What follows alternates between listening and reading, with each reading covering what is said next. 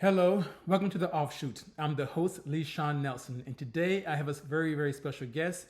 I have 5C07 Washington, D.C. Commissioner Vijay Kapur. Vijay, welcome to the Offshoot. Hi, Sean. Good to be here. I've been wanting to have this guy on the show for a long time because he's very outspoken when it comes to what's going on in the heart of Washington, D.C., particularly Ward 5.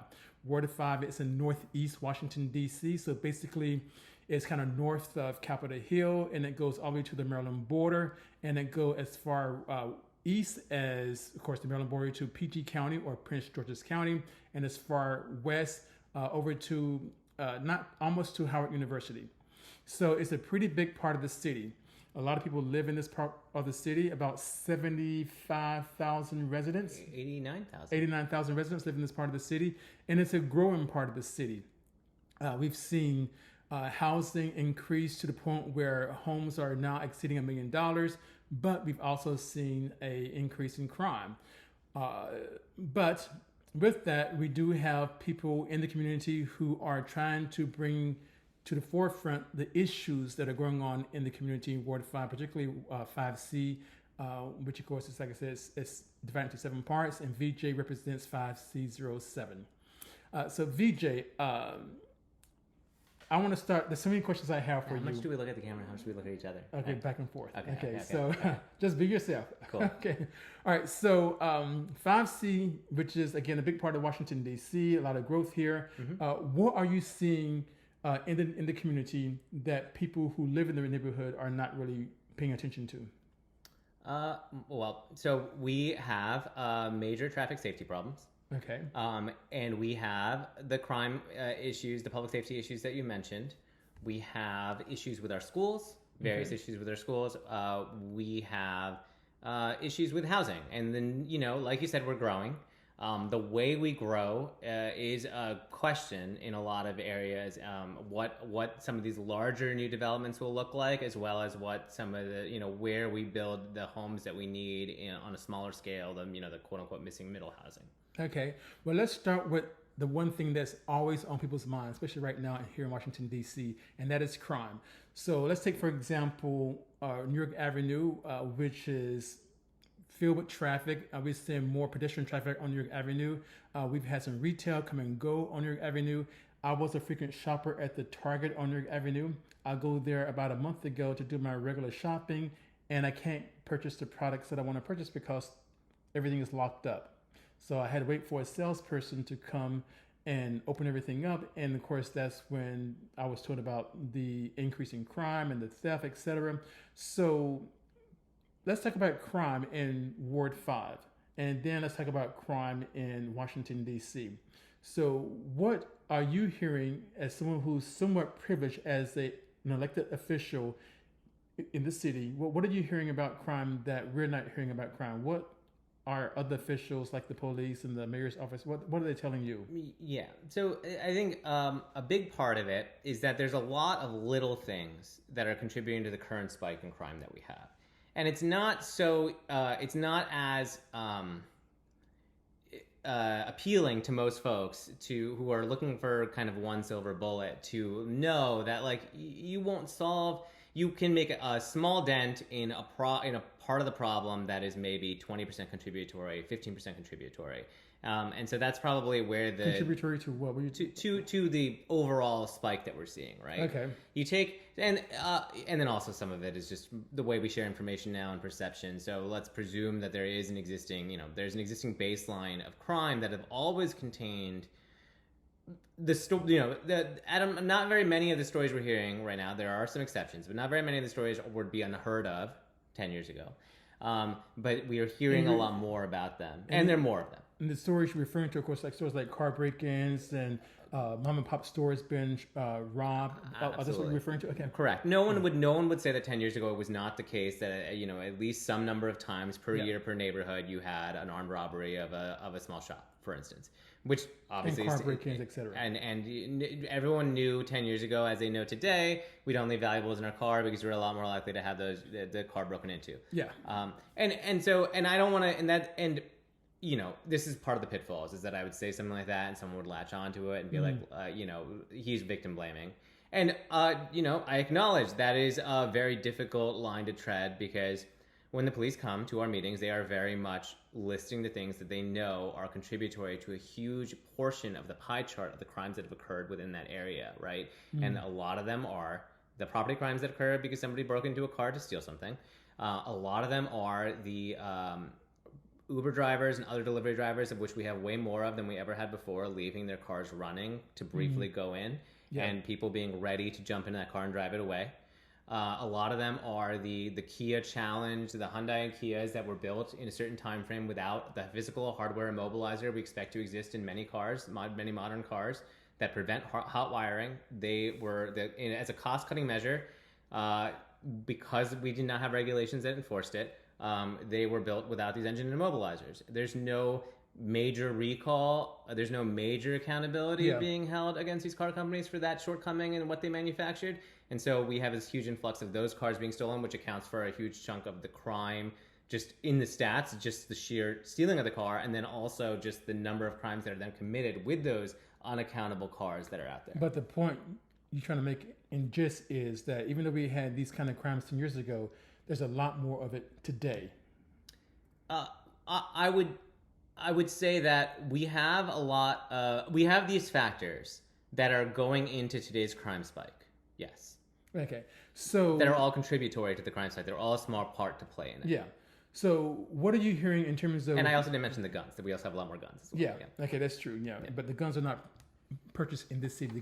The guns come into the city from Virginia, Maryland, and other places. And a lot of those guns, the more powerful guns were ones that we did have a 10-year period where they weren't necessarily so excessive. Yeah. And a lot of them are being run by the very stolen cars I just mentioned, the ones that are being stolen from delivery drivers and the ones that are being stolen because of the Hyundai Kia problem. So everything is connected. Everything connects to everything else. So what are you hearing in terms of who is committing these crimes? Is it gang related or is it the individual?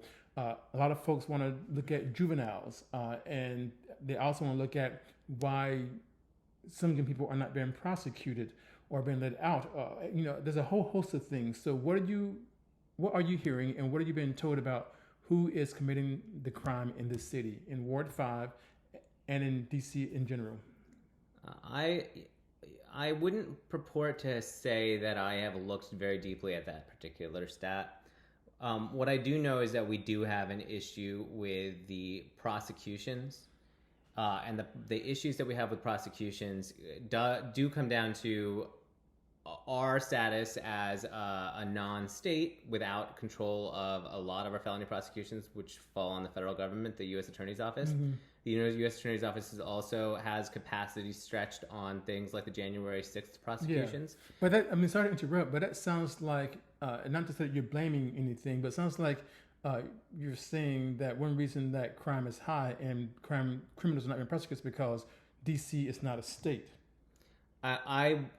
Again, it's a contributing factor. The other contributing factors on our prosecution side is the lack of accreditation of the DC Crime Lab, which is, I think, primarily on the DC government, primarily on the executive branch for not having done due diligence to keep that accreditation active. And so as a lack of being able to process certain kinds of evidence, we then fail to have the sufficient evidence to prosecute crimes. Then let's talk about the leadership then. That seems like a good segue to go into who is prosecuting, who not prosecuting, and then of course the leadership in the city. What is the role of leadership in the city when it comes to crime? I mean, are we seeing the leadership, and I'm referring to not just the mayor's office, but the city council as well. I'm referring to commissioners. I'm referring to the police, of course, the attorney generals. Okay, so what is missing from the leadership? Those who are elected officials or those who were hired to serve like police officers, what's missing in terms of crime not decreasing in this city? What's probably missing is a solid agreement on a multi-pronged approach to deal with it. I think that there are a lot of folks that want more aggressive policing to be part of the solution. Okay. There are a lot of folks that would want the more aggressive prosecuting, more aggressive prison terms as being a deterrent, and things like pretrial detention.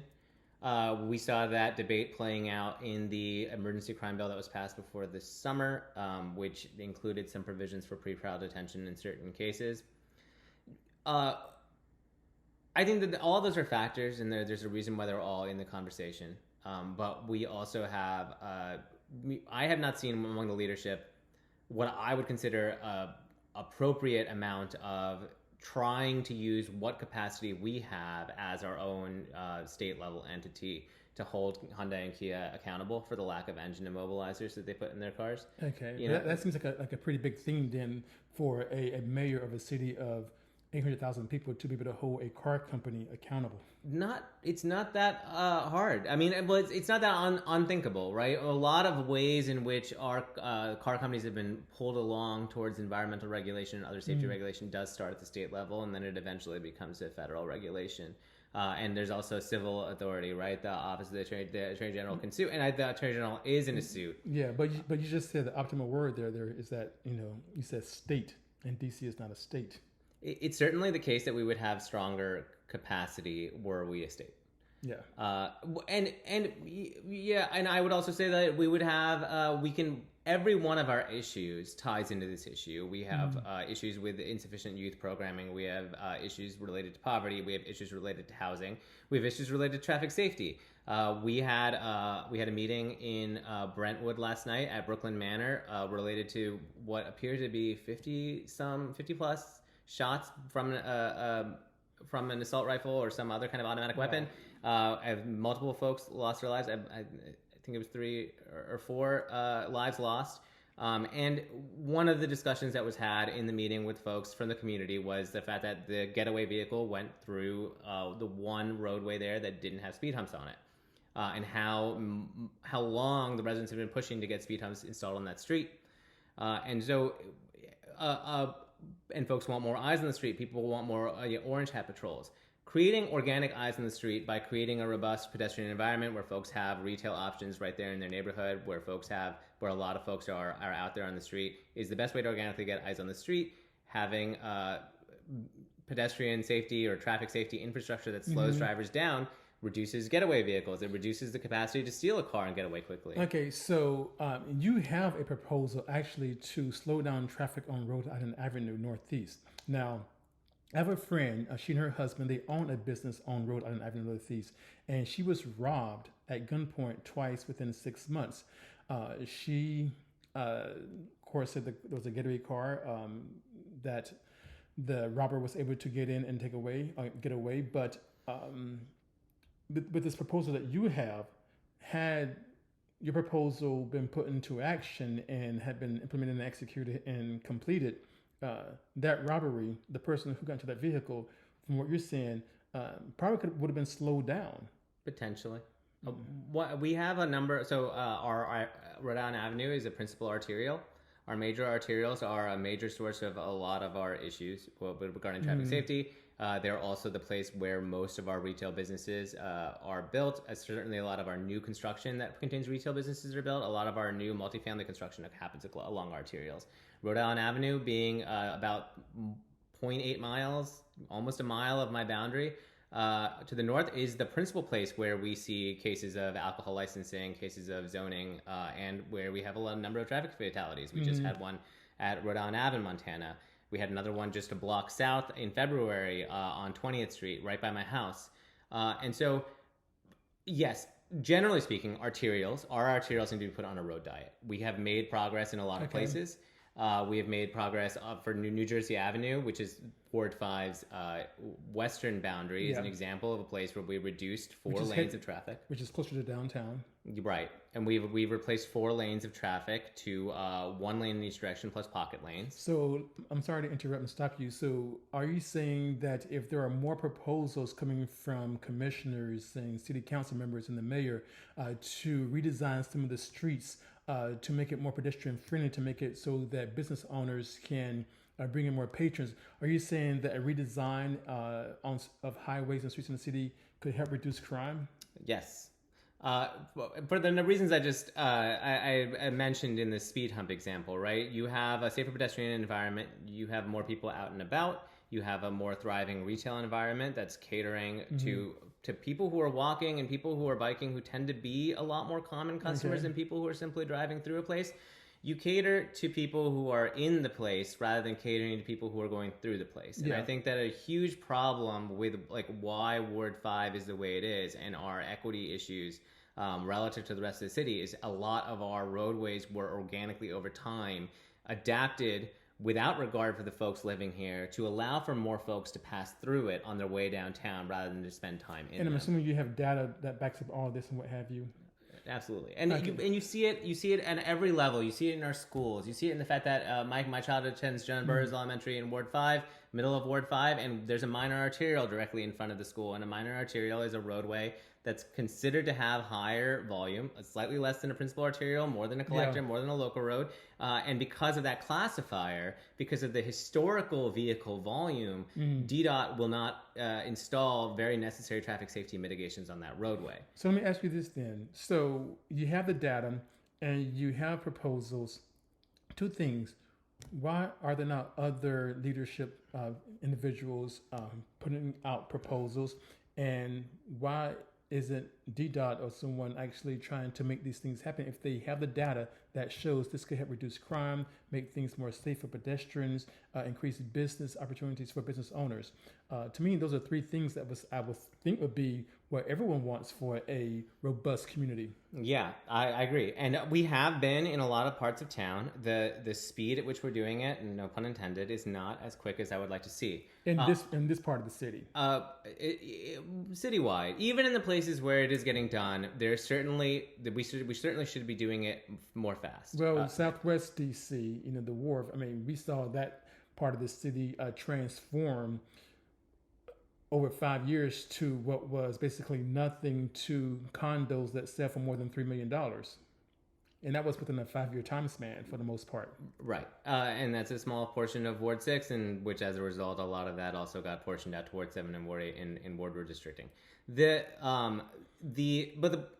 So let me answer your questions. And I guess I should also go back real briefly and say that what you were alluding to, which is that I have a plan to do that at Rhode Island Avenue, and it's a very simple, quick plan that has been implemented in blocks before, which is simply to turn off the rush hour parking restrictions to allow people to park along Rhode Island Avenue 24/7. It's something that has been done very quickly in the past. It's something that there is a protocol at DDOT to do. And so I have a letter that I'm soliciting business sign-on for right now, and many businesses are enthusiastic supporters to simply allow for 24/7 parking, allow their driving patrons to stop in more easily and not be summarily towed and struck with a $400 fine immediately if they are parked there during rush hour, like between 4 and 6 and between 8 and 7 and 9. So and the reason, and to answer your questions about, I'm sorry, to answer your questions, why aren't leaders more calling for it? Councilmember Parker has been extremely active. He wrote a letter to the DDOT director on July 20th, and he has, a lot of the structure of his letter was going arterial by arterial and citing the current status of each one of the projects on those arterials. We have some major arterial projects in the pipeline. We have one that just passed, has preferred alternatives and is now going to move into the design phase right here on Bladensburg Road, feet from where we're sitting. We have Florida Ave bus lanes. We have a lot of construction happening on Florida Ave that will eventually yield a much more complete street than we currently have. And so we have $1 million in tactical safety funding that Councilmember Parker got into the budget for South Dakota Ave, which New Jersey Ave, as I mentioned, the reduction from 4 lanes to 3 is an inspiration for what we hope to achieve for some segment of South Dakota Ave. But here's the thing, though. Here's that all sounds great, and I'm sure that the people in the community love hearing that. But I've been around for a very, very long time, and I can remember as far back maybe 10 years ago, hearing about the promises for Rhode Island Avenue. I remember hearing about the development that was supposed to come 10 years ago and how they were supposed to have these kind of changes here and there. I've not seen any of that. Correct. And that gets us to your second question, which is why isn't DDOT doing it? DDOT's not doing it because DDOT does not consider the reduction in vehicle volume on these roadways to be a priority. They feel politically, my take, is that there's a huge amount of political pressure to continue to allow fast through driving that people habitually do today. And especially, it may not manifest in folks that are going 50 miles per hour down Rhode Island Avenue in the middle of the night or early, in the middle of the day, which there's plenty of. It's going to be because what enables folks to go 50 miles per hour, 22 hours a day, is also the thing that allows a smaller additional number of folks to sit in traffic for the 2 hours a day of rush hour. Yeah, but where's the pressure coming from? Where is the political pressure coming from? Especially considering that, and I'm making an assumption here, that most of the traffic on Rhode Island Avenue comes from people who don't even live in D.C. Yeah, it comes from folks who are so it would appear to come from folks that don't live in D.C. a lot of the time. You have business, people own businesses, people are employees, they spend money within DC, they have mechanisms to have their voice heard that they use, and that will be used to slow down projects. And is the political pressure been put on the mayor who oversees DDOT? Yes. And so Connecticut Avenue is a very good example. Connecticut Avenue has multiple proposals that have been selected. And one was selected, I think it's Proposal 3 or Plan 3, and it would reduce the size of Connecticut Avenue. It would create bike lanes with some of the excess cross width. Although, for the purposes of just discussing what it does to vehicle speeds and vehicle safety, what the excess cross width is used for is not necessarily the most salient part of it. But yes, it will be used. It would be used for bike lanes. And you've had a business community push back on that, and you've had that delay. You've had those plans delayed multiple times as a result. The K Street Transit Way was another example. Okay, but Connecticut Avenue, first of all, it's in Northwest DC, and it's also, I think it's 8 lanes wide if you count the parking spaces versus 6, which is what Rhode Island Avenue is, correct? I think it depends on where you're looking. But yeah, it depends on what part of Connecticut Avenue. But Connecticut Avenue is also in a part of the city that has a very, very different demographic than Northeast Rhode Island Avenue. And I'm going to put it out there.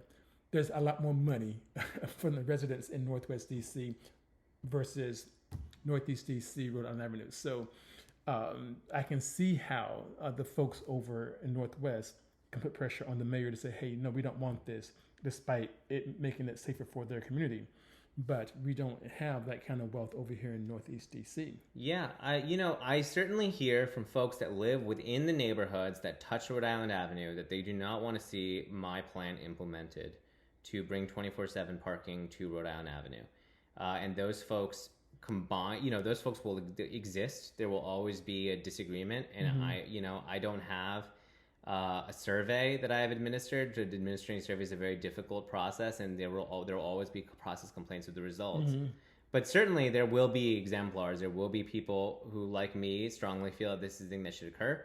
There are people who agree fully with me, but have concerns that if we give people this entitlement of street parking on Rhode Island Avenue, it will make it hard to do other things that might be more preferable with that cross width, like building dedicated bus lanes. And that lack of enthusiasm would certainly be would slow down our capacity to push this thing through. And then there will be people who disagree. And so that's the difficulty, is that DDOT has its priors. Yeah. The whole of this administration, this executive branch, has its priors, and so getting something done is always going to be difficult if you don't have when you have dissenting voices that are vocal, coupled with those priors, and then not necessarily the most active, most vocal, most unified opposition pushing these things through. So I guess everyone, so you need to decide if you want a reduction in crime, you want to see businesses prosper, you want to see safer streets for pedestrians, then you want a plan that has 24/7 parking on Rhode Island Avenue. If you want to see a dedicated bus lane and more buildings being built on Rhode Island Avenue, then you want to go with the plan that probably has been proposed by the opposition. Am I hearing that correctly? Not necessarily. I would say that bus lanes are not incompatible with 24/7 parking. Georgia Avenue got 24-hour parking back in the aughts, and now it's getting offset bus lanes that are in the design phase. And having that parking lane and then having the physical roadway change in the early 10s so that there would be bump outs in that curbside lane created the conditions in which there would be an offset bus lane, which I believe is a much better solution than curbside bus lanes. Okay. Additionally, it is compatible with building more homes and building larger buildings to have that parking there, because that creates a buffer with the pedestrian, with the sidewalk, so that people who live in those buildings and want to be able to shop within their neighborhood are going to have a much better time. I walk with my child. I live on Rhode Island Avenue. I walk with my child during rush hour every day for her every week for her piano lesson, where we have to walk 2 blocks along a stretch where there's adjacent rush hour traffic, and that's an extremely inhospitable pedestrian environment, because drivers are passing non-compliant drivers, yielding drivers, pickup drop-off traffic, stopped buses in that curbside lane. And so it doesn't become a consistent lane for people who are trying safely to get from point A to point B. It only becomes an aggressive right passing lane. So sometimes there's chaos. Right. And I'll also mention that would never purport that this solution solves our crime problem. Like I said, our crime problem has a lot of issues, but like I also said, it makes a dent. And unlike a lot of our other problems, it's easy and quick to solve. We know what a safe roadway looks like. The world is full of examples of safe roadways. The city is full of examples of safe roadways. We simply need the political will to actuate that on Ward 5. And to your point about Rhode Island Avenue, we didn't have it 10 years ago, and I hope that we do this time. Well, I can say that we've seen similar plans being put into place in Ward 6, which is headed by Charles Allen. Which is represented by Charles Allen. Which is represented by Charles Who Allen. is a legislator who, at the end of the day, does not actuate. It's the executive that actuates, right? Which is, I have to have this conversation with a lot of folks, because it's easy to hold accountable the folks that we directly elect for the ward. And yes, Councilmember Parker has a huge amount of influence to play, but at the end of the day, the buck stops with the executive. And I know that if Councilmember Parker could wave a magic wand to make some of this stuff happen, he would. Yeah. But you also have to pick and choose your battles with an intransigent executive branch, right? So where I'm going with this, I want to ask you is that what I'm trying to connect is this. You talk about Rhode Island Avenue and your proposal that would help reduce crime, make the streets safer. But Ward 5, on this particular part of Ward 5, this particular part of Northeast DC, you have Rhode Island Avenue, you have New York Avenue, and you have Bladensburg Road. Okay, those are 3 major thoroughfares as this entrances and exits out of the city. I'm trying to understand, your proposal and how it will relate to New York Avenue and Bladensburg Road, because to me it seems like there has to be some kind of project for all 3 thoroughfares, and have to work in tandem if we want to see what we see in Capitol Hill in Ward 6 in terms of safer streets, more businesses, places for bike lanes and buses and vehicles at parking, etc. So there's a mix. Fully agree. And to that, I would say we do have a project on Bladensburg Road. It is in the design phases, and so that would be a 3 to 2 lane reduction in each direction. And that access crosswalks will be used for wider sidewalks and bike lanes, which are also used by other mobility users. But to get from Bladensburg Road to Rhode Island Avenue, you got to cross New York Avenue, and that's the major. And on New York Avenue, we have a capital project for $25 million to build a north side, and in some places a south side off-street bike pedestrian trail, a mixed-use trail similar to the MBT. Now that project has been criticized. It was I said 25 million. I may have said the wrong factor of 10. Okay. $25 million. That project's been criticized for not doing enough, and by Councilmember Parker's staff, by me, and by many of my fellow commissioners. The 25 million doesn't seem like a lot when you think about infrastructure. It's very difficult. We all struggle because we're talking about numbers of a context so drastically different from what we experience in our day-to-day lives. One can certainly argue that $25 million is a fair price to pay for that.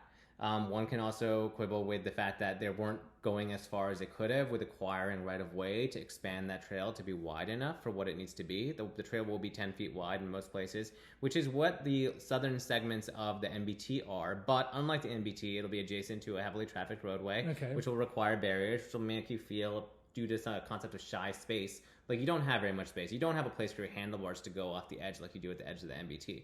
And so, and the solution for that would either be acquiring more private land along the edges near the railroad tracks on the north side, or shrinking the roadway. And they're choosing not to shrink the roadway. They're choosing not to radically transform these virtual circles. Shrink near Avenue is what you're saying.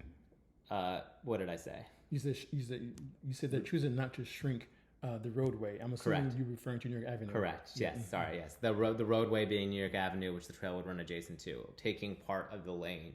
We have, I believe, 3 12-foot wide lanes, maybe making one lane 10 feet wide, or making 2 of them 10 feet wide and having one 12-foot lane that remains available for trucks and other larger vehicles, because obviously we expect truck traffic through New York Avenue. And so, yes, we were pushing hard on that. And that went back to after an initial design showing, I think it was June 28th, maybe it was July 28th. Over the summer, we had one of those. We pushed them hard on wanting more, and they went back to the drawing board to try to account for some of those concerns. Rhode Island Avenue, South Dakota Avenue, you mentioned. As I mentioned, we have $1 million for tactical safety funding. It is the council members stated on the record hope that road diet will be part of it for at least a segment. It is certainly mine. Obviously, if $1 million could buy us a road diet for the entire 3.6 mile stretch, I would be all for it. That is not the presumption. The presumption is that at best, if we push really hard, if advocates do the best we can, some of the lower volume stretches that exist today on the north side would get a road diet, and we'd get a bunch of smaller fixes across the rest of the 3.6 mile span. Yeah, what I'm trying to understand overall is this. You have the data that supports that making redesign to these highways, these roads, New York Avenue, Rhode Island Avenue, Williamsburg Road, making those diets, if you will bring about a decrease in crime. It will make streets safer, et cetera, et cetera, et cetera, et cetera. So you mentioned the political part in terms of the pressure on the mayor, et cetera. But if the data is there, the facts are there, people know what needs to be done, why isn't it being done? What is holding back the collective of commissioners from being that collective advocate voice for the residents to say, hey, give us what you've given those folks over in Southwest DC. Give us what you've given those folks in Northwest DC. Okay. I mean, you mentioned that Zachary Parker, the Ward 5 City Council member, that he is also out there and trying to get some things happen. And just so you know, Zachary Parker is a first term city council member. And for disclosure, DC council member. Yeah, DC council member. Sorry. And for disclosure, I did work on his campaign and supported and voted for him. So you know that. For disclosure on that. And I was a supporter of his during that election season as well. Yeah. Okay. So again, what's holding everyone back? Those who are elected. So I would say one thing to keep in mind is that these things take time. Councilmember Parker has been in that seat as a strong proponent for these policies for 8 months. In that 8 months, he secured $1 million in funding for South Dakota Ave, which is a huge feat. But in securing it in the budget, a budget cycle that ends in April, give or take, May, and then doesn't come into play. That money doesn't become available for us to spend until October, which hasn't happened yet. Yeah. There's a 6-month lag time there, right? In October, we are going to start the process of spending that money. Hopefully, DDOT will, which then means we are going to be beholden to DDOT's desires to do things. We will put as much political pressure as we can on DDOT on this one, like we will for all the other things. Well, again, sorry to interrupt again. A lot of this work is going to fall on DDOT, is what I'm hearing. The executive branch having the priors it does is a major contributor to how difficult this is. Yeah, but from my experience, my personal experience, and from someone who's very active in my own community, DDOT isn't very fast about getting things done. Correct. That is the issue. They're not, there are a lot of great folks that work at DDOT, a huge number of them, and I can talk about this stuff with so much fluency with them, and they are 100% on the same page.